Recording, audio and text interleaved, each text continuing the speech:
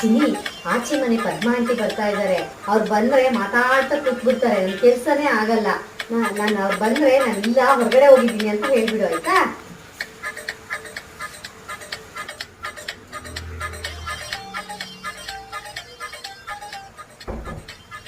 ಏನಮ್ಮ ಸೃಜನಿ, ಅಮ್ಮ ಏನ್ ಮಾಡ್ತಾ ಇದ್ದಾರೆ?